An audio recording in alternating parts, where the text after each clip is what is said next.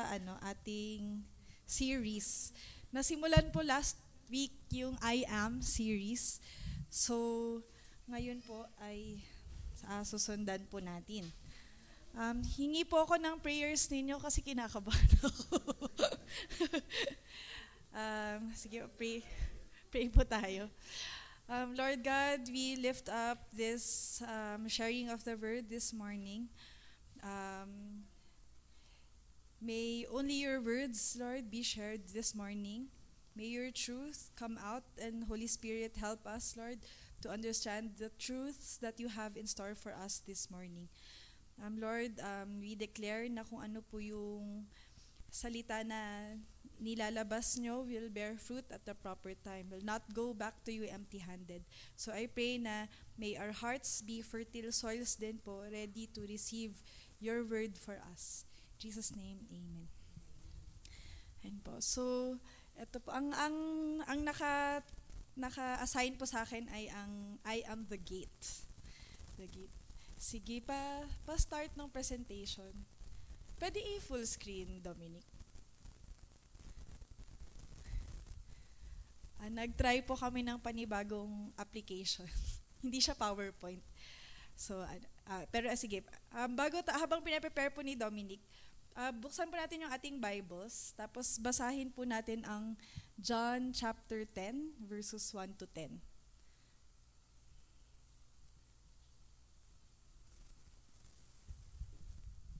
Dominic, pabalik lang sa start. Sa start ka muna. John 10, verses 1 to 10.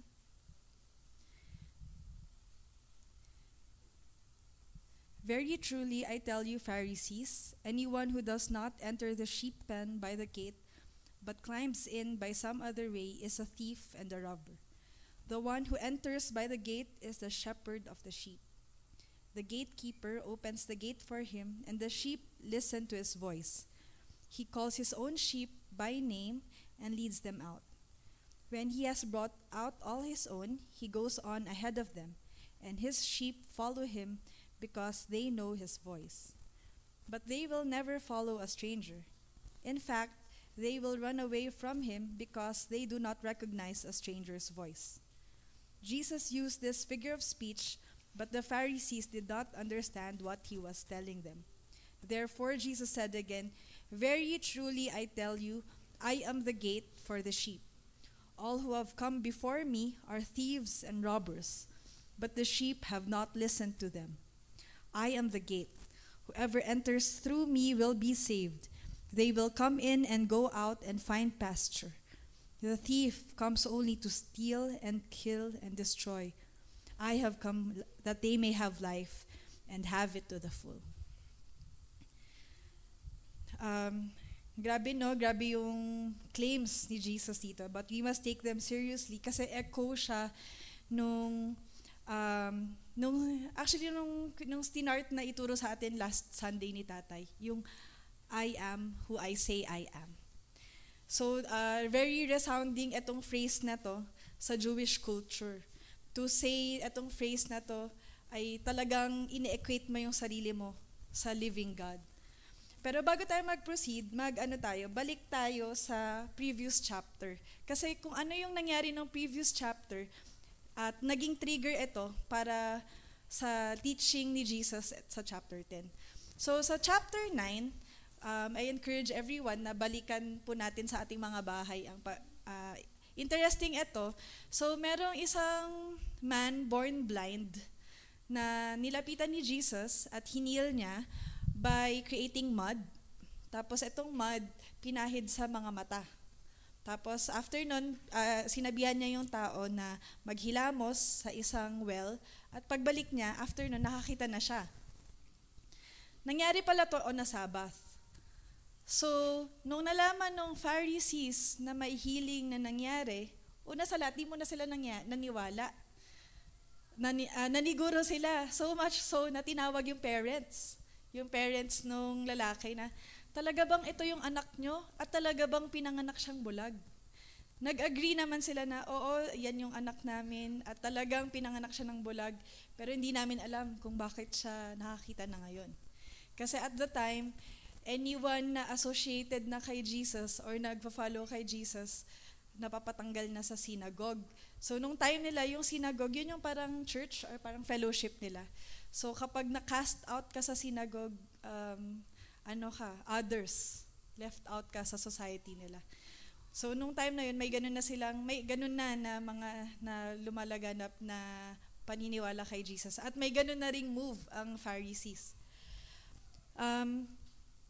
Pero, so na-prove na siya nga ay ang anak at siya ay talagang born blind.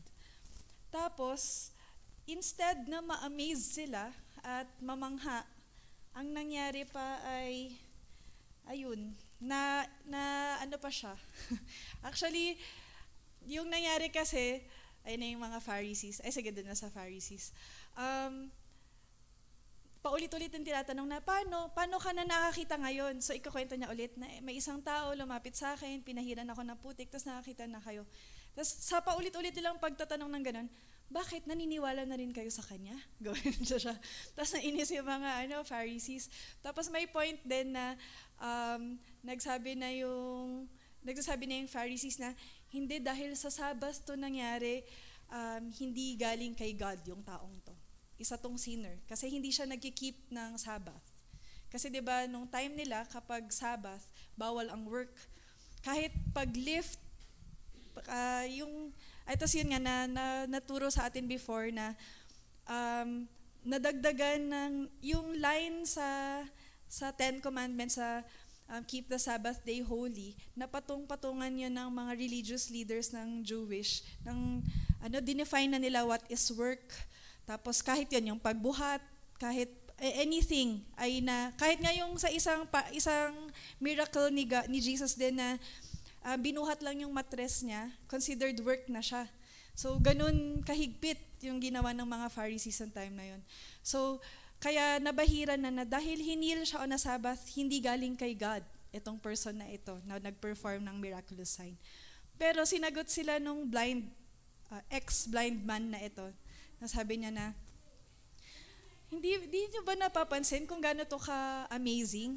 Kasi never before in the history of earth na may isang born blind, tapos napagaling ng isang tao. At alam natin na si God hindi nakikinig sa sinner. So hindi ba tama na galing to kay God? Galing kay God tong taong to. Tapos sabi ng mga Pharisees na, sino ka para turuan kami?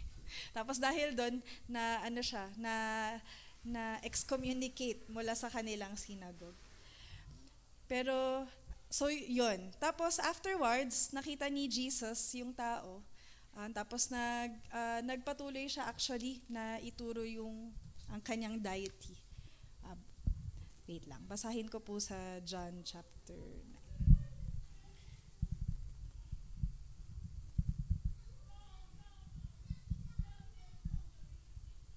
Wait lang. Mali. John chapter 9. Ayun. So, nakausap ni Jesus yung tao. Tapos sabi niya, "Do you believe in the Son of Man?" At sumagot siya ng, "Who is he, sir, that I may believe in him?" "You have seen him," sagot ni Jesus, "and it is he who is speaking to you." At dahil doon, sabi niya, "Lord, I believe," and he worshipped him.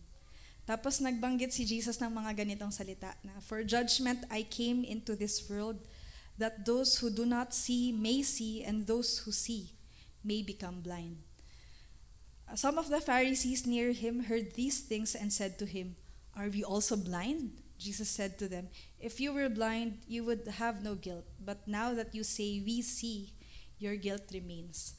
Tapos saka tayo mag-jump sa chapter 10. So again, sa chapter 10, ayun na nga. Nag-start ang chapter 10 na sinasabi ni Jesus na merong sheep pen. Tapos, pakita natin yung next video, Dominic, para makita natin kung ano ang sheep pen nung time ng New Testament.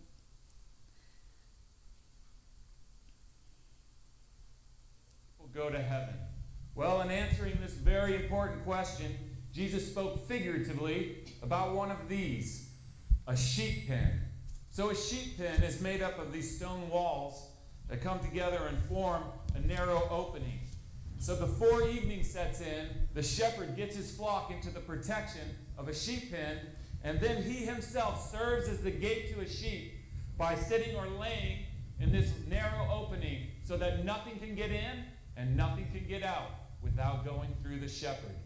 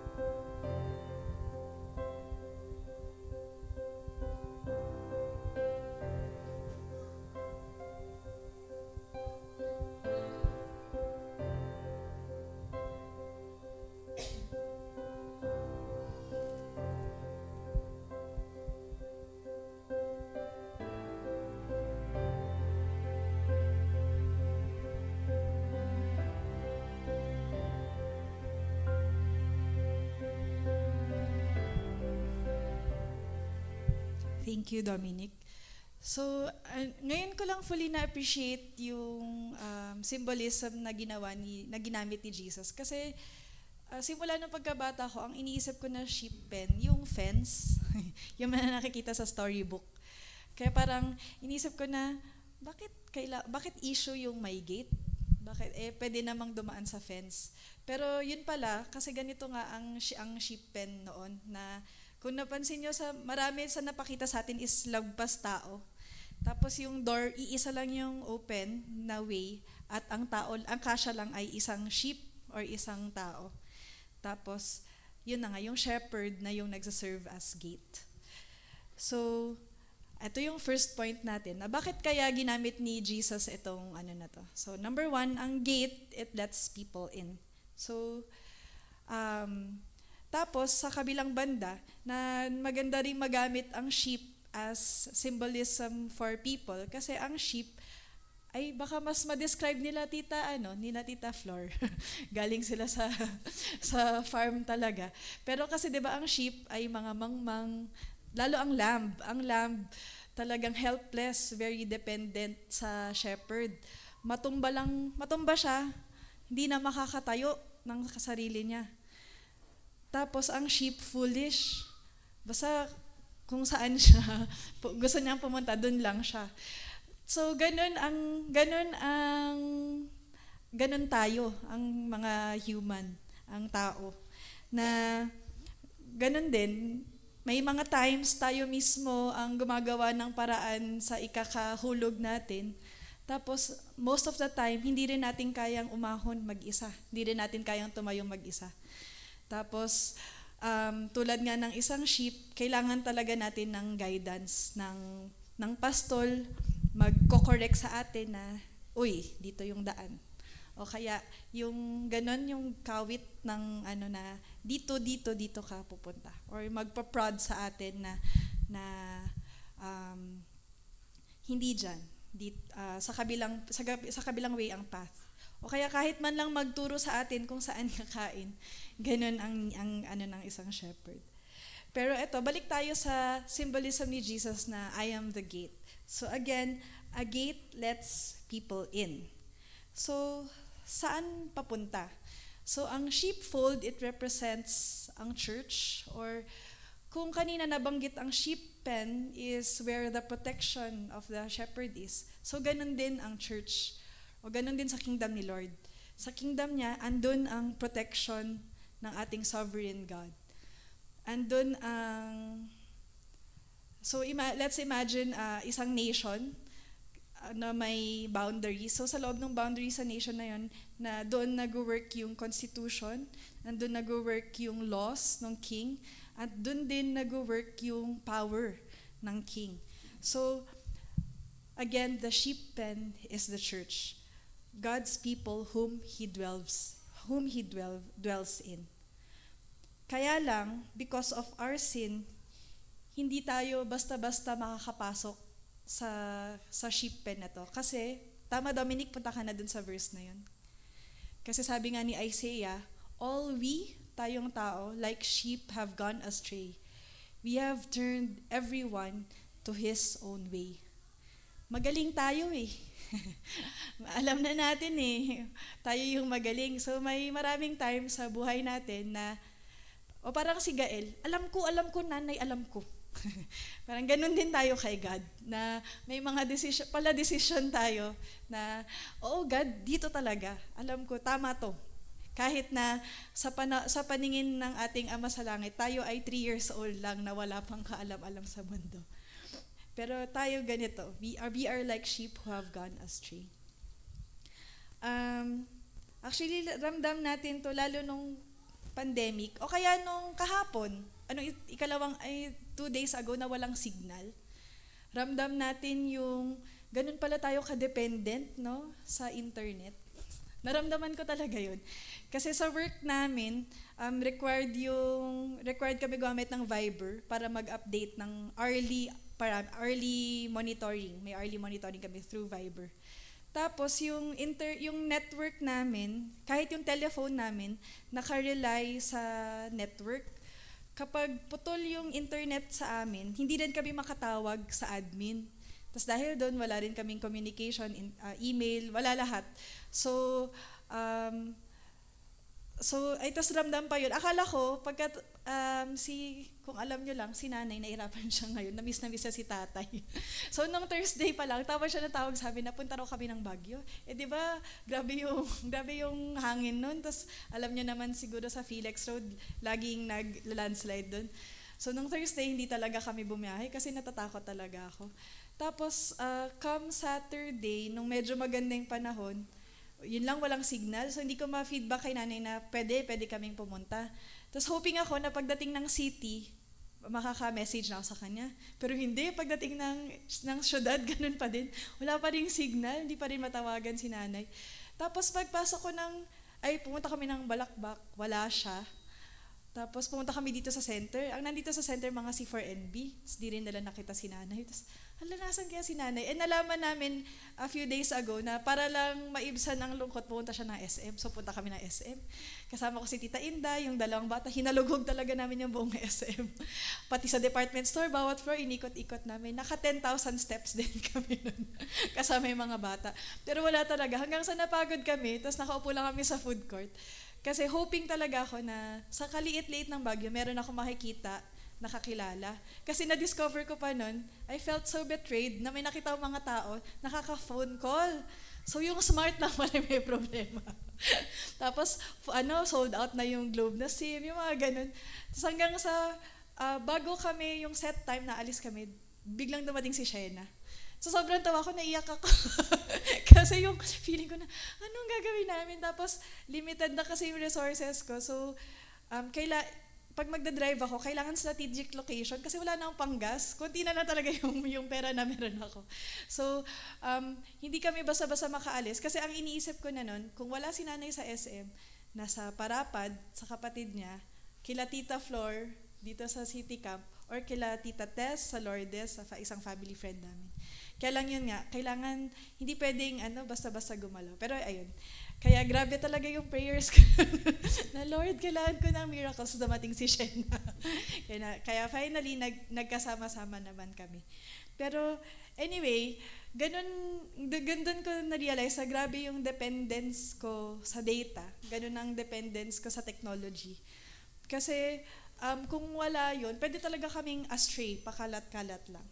Tapos sa kabilang banda, more than sa dependence natin sa internet or sa communication, Ang dami na ring pumasok sa buhay natin na pwedeng hindi natin mamalayan na doon na pala tayo nagde-depend. So tulad ng mga trabaho natin, source of income, yung work, or relationships. Pero ayun nga, naramdaman natin, lalo naramdaman ng karamihan ng kababayan natin na ang physical or material things ay napaka-fragile. Isa, dalawa, tatlong bagyo lang pwedeng gumuho ang meron tayo. At dahil doon, tulad ng sheep, we can't help ourselves. Tapos dahil na rin sa sin na meron tayo, hindi tayo basta-basta talaga makapasok sa sheep pen ni Lord. Kasi nga all have sinned and fall short of the glory of God. Hindi tayo makapasok isang toe, isang finger sa holy presence ng ating Panginoon. Pero yun yung good news na our God is the gate. Jesus is the gate. Hindi natin talaga kaya on our own. Yun ang sad at bad news na talagang ako lang bilang si Steffi, kahit ano pang lisensya ang meron ako, hindi ko kayang makapasok sa eternity. Pero meron tayong Jesus. That is the good news. Pwedeng pa silip ng next na frame. Ay, yung after nan. Ay, wag mo na yan, Dominic. Yan. Remember yung doorposts nung Passover? So, yung pinakaunang Passover, so na-bring up din to ni Tatay last Sunday, na merong paparating na plague kung saan every firstborn ng bawat pamilya ay mamamatay. At ang salvation lang from that plague is kapag naglagay ng blood of a perfect lamb sa doorpost. Kasi kapag merong blood sa doorpost, yung angel of death mag-skip or magpa-pass over sa bahay, sa household na iyon. So, kung napansin natin, hindi siya nagre-require ng perfection from the family. Wala siyang qualification dun sa members ng household na yun. Pero ang pinaka-qualification lang to be saved is the blood of the unblemished lamb. Kaya, pa-enter naman, Dominic. Merong statement dyan na Christianity is not a set of rules. All that is required is to enter and come under the blood of Jesus.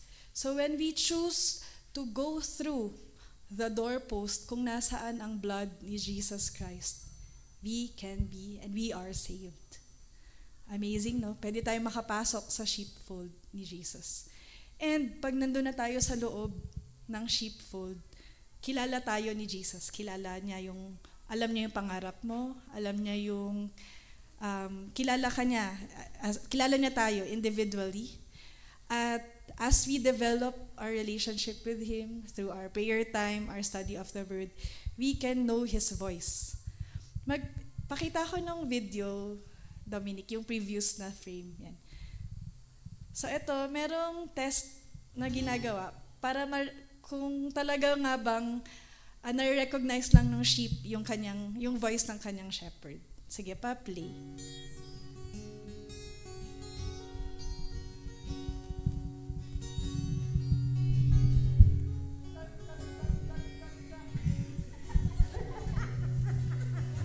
One more time.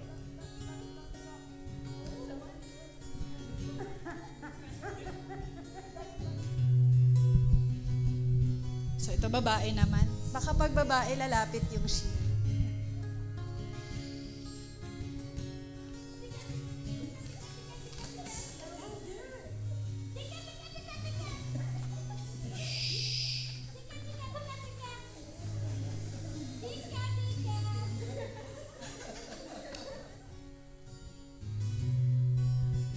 Baka pag bata-bata naman. Baka mas ma-attract yung sheep.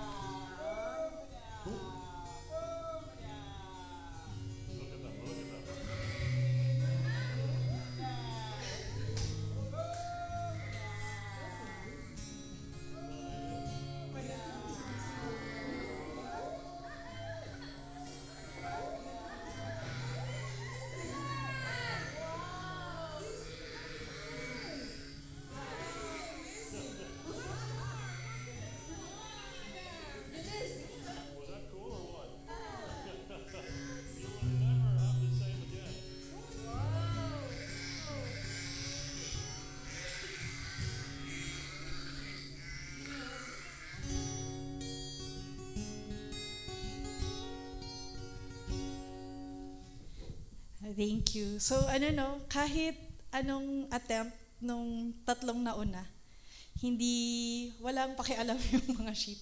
Pero yung shepherd, first syllable pa lang na inatter niya, may isa ng sheep na tumigil, kumain, sinanap yung boses. Tapos isa-isa na silang nakatingin hanggang sa sabay-sabay na silang dumating. So yung encouragement sa atin is, kilala tayo ng shepherd. Ang tanong, tayo ba? Kilala natin yung boses ng ating shepherd. Kasi kung ang gate, ang isang purpose niya ay nagpapapasok ng mga tao, ang isang purpose niya rin ay, a gate keeps things out. So, nung next na frame, balik tayo dito. No? So, ito yung second part ng verse kanina na all we like sheep have gone astray, everyone to his own way, and the Lord has laid on him the iniquity of us all. So, amazing sa ating shepherd is parang yung picture na dinedepict dyan, na hinahanap niya ang bawat isa sa member ng kanyang sheepfold. Tapos, on him, nilagay yung kanyang iniquity para ang bawat sheep na ito ay pwedeng makapasok sa sheep pen natin. So, next. Sige lang. Ayun. Yung nasa upper right. And then, next frame. Ayan. So, ito yung ikalawang objective ng isang gate. It keeps things out. So, nabanggit kanina ni Jesus sa first verses ng ating text na merong thieves and robbers. Since kung maalala nyo yung previous chapter na yung mga Pharisees, ini-issue yung paggawa ni Jesus ng miracle on a Sabbath day. Parang ninanalify nila yung ginawa ni Jesus. Pero dito, sinasabi ni Jesus na, ako ang daan. Hindi yung righteousness na pinapractice, hindi yung rules na sineset ng mga Pharisees, o hindi mismo yung Pharisees, pero ako, I am the gate. Tapos as the gate, yun nga, ang ginagawa niya is, he keeps the robbers and the thieves out. So, sabi rin ni Jesus na, I tell you Pharisees, anyone who does not enter the sheep pen by the gate, but climbs in by some other way, is a thief and a robber. Kung i-apply natin siya ngayon, so anyone who says na may way other than Jesus, or nagdadagdag, or nagbabawas ng way papasok sa sheep pen, is a thief and a robber. So false prophets come in sheep's clothing, but inwardly they are wolves. They look like they are part of the flock. They are dressed like sheep, and they sound like sheep, but they have not entered through Jesus Christ. Pero, ang magandang comforting na truth na as we develop yung spiritual ears natin sa pagkinig o pagdistinguish ng boses ng ating Panginoon, tayo as sheep will never follow a stranger. In fact, they will run away from him because they do not recognize a stranger's voice. At susunod lang tayo sa sheep, sa boses ng ating shepherd. So to prevent our hearts from wandering, we need to keep opening the Word of God to remind us of Jesus' voice speaking to us. So yun na yung pinaka-explicit na voice na meron tayo, yung Bible. Nandun ang Word ni God, andun yung truths, andun yung wisdom. So as we learn to study, as we dwell and meditate sa words ng ating Panginoon, mas madedevelop talaga natin kung ano nga ba yung path, ano yung wisdom na meron si Lord. So kapag meron ng mga panibagong or mga misinformation na dumarating, kaya nating ma-distinguish na, ay hindi ito kay Jesus. Ito ay propaganda lang, modus operandi lang, pero hindi ito kay Jesus. Sabi nga ni John din sa 1 John 4 verse 1, Beloved, do not believe every spirit, but test the spirits to see whether they are from God. For many false prophets have gone out into the world. Tapos kung aralin pa natin yung 1 John chapter 4, ang dami dong exhortation ni John para sa believers na yun nga, hindi paniwalaan lahat ng mapakikinggan or i-test lahat ng mapakikinggan through the Word of God. So again, ang pinaka-baseline, kung sakaling tayo ang maharap sa ganitong mga seeming truths, ang qualifier lang para sa atin ay kailangan nag-agree siya or yung statement na yon ay nag-agree at nag-acknowledge na Jesus is the Son of God at ang salvation it only comes through the blood of Jesus. So again, we live in a world of false prophets and we must keep listening for the voice of Jesus. We must keep listening. So active itong action na to. Hindi siya tulad ng, ang sakit ko ngayon is yung nag-scroll sa Facebook. Madali akong maubusan ng oras kaka-scroll lang. Pero ito, in contrast sa passive na pag-scroll, ito ay active na encouragement sa atin. We must keep listening for the voice of Jesus. Kasi Pharisees or false prophets would claim it as their right to be in the sheep pen dahil lang they follow the rules, they were righteous. Lagi naman ako nag-church tuwing Sunday. Nag-Bible study pa nga kami, ganyan.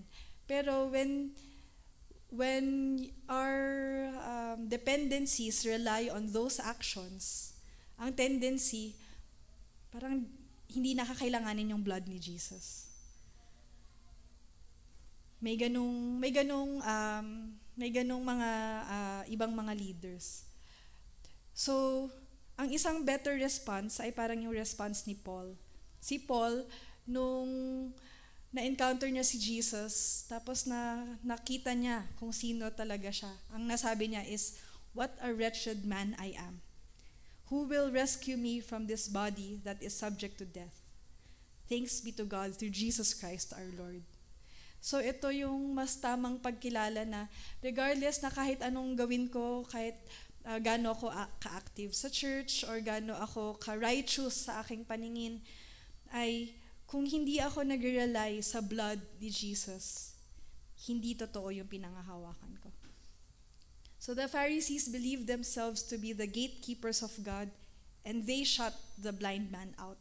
Ayun nga, tinanggal siya sa synagogue. Pero si God, si Jesus, dahil naniwala sa kanya itong blind man na to, at si Jesus ang tunay na gatekeeper, his sins were not counted against him anymore at nakapasok siya sa sheep pen. So ang tanong ngayon is, are you in the sheep pen? Pasilip sa katabi, mukha bang sheep? Amoy sheep. Are you in the sheep pen? If you are inside the sheep pen, have you come in through the gate? The gate that is Jesus. The gate with the blood on the doorposts. Have you passed under the blood of Jesus? If you are outside the sheep pen, would you want to go in? Will you hear Jesus' personal invitation to enter? Jesus knows you by name, and He longs for you to see that your debt of sin has been paid for. He wants you to come to the cross of the Lord Jesus. At sabi nga ni Jesus na, "I am the gate. Whoever enters through me will be saved." So, dun po nagtatapos ang word for this morning. Sige po, let's pray.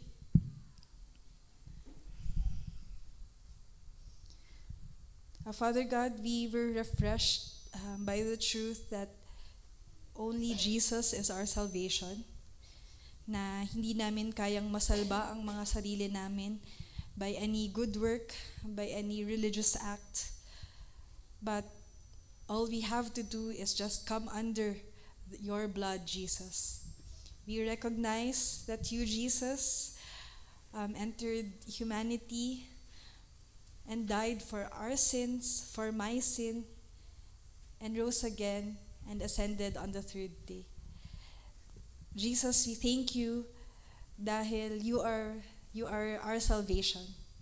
We thank you na ang salvation namin ay hindi nag-rest sa tao, but our salvation rests in you, the perfect Lamb of God.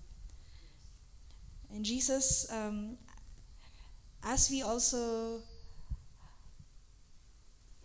share these truths to our friends, our relatives, our co-workers, our classmates, may we always put you, Jesus, at the helm. Na kayo po ang bida at hindi ang aming church, hindi ang aming faith, pero kayo, Jesus, kayo lamang, Jesus, ang salvation. So Lord, as we glory in your mercy, in your love, in your forgiveness, naway mag-umapaw itong aming pasasalamat sa aming mga buhay at matranslate ito sa aming salita, sa aming meditations at sa aming mga gawa. Jesus, be magnified in our lives, be magnified in this church. In your name we pray. Amen. Ayan po. So,